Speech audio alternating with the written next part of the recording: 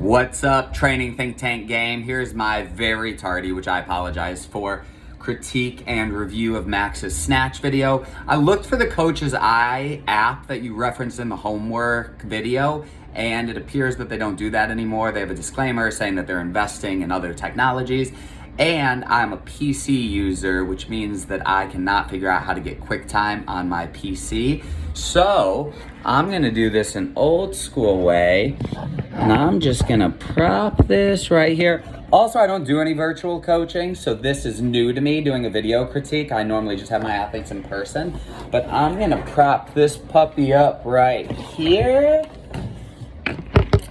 And now I think you should be able to still hear me as I go forward and back. I'm not gonna be able to draw any lines on the video or anything like that, which would be advantageous, but we're gonna run through it either way. So, quick one-time playthrough here. Notice that this is a 285 snatch, which is a very impressive snatch number, even for today's games athletes. I think that, what's his name, May hit 305 to win the event this year, so this is awesome. But if we watch this in a little bit slower motion, it's not gonna let me do that. The first thing I notice is there on the pull, when Max starts to pull, his hips come up substantially before his shoulders. Right, that means he's pushing his knees back, coming into that lockout position first. So we see a significant change there in the torso angle. What this is probably going to do, although he is able to save it later, is that now he's gonna have to, we'll see if we can catch it, right there his knees are almost locked out, and now he re-dips with his knees to get underneath the bar and create that vertical drive. That's just gonna limit the vertical pulling power, right? At that point, we're re-sinking under the bar, which is gonna have a tendency to push the bar forward, or depending on when the hips extend, pull the bar back, which we see here his feet right now. And then they do land back in the same position. I think 9 times out of 10, that is probably not real likely to happen.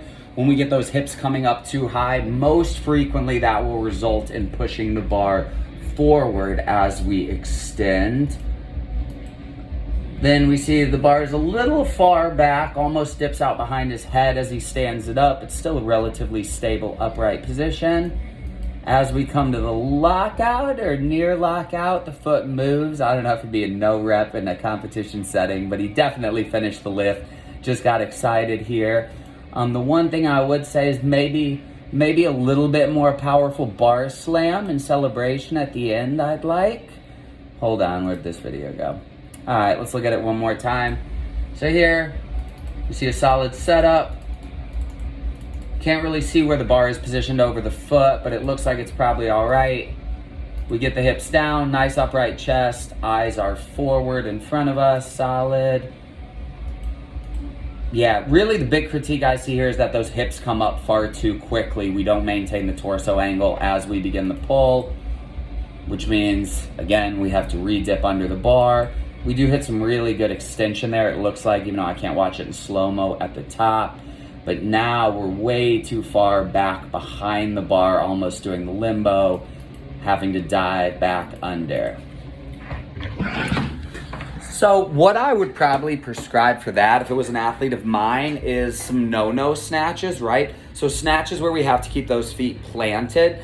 That can help prevent us from extending the hips too early, because there's going to be less leeway on being able to make up for getting under the bar.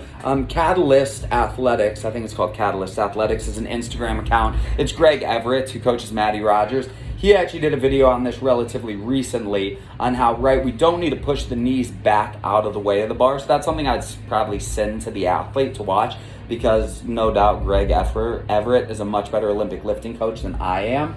But some no-no snatches to right, no hook grip, especially when you don't have the hook grip. That's gonna give a little less leeway too on being able to pull that bar back in and get under it. Doing that drill, which is obviously gonna be with significantly less weight, will probably help long-term with the receding position and that pull. Also, I might say tempo pulls. So right, pull to a pause just below the knee, confirming that we're maintaining that back angle, and then going either into a snatch or a snatch pull from there.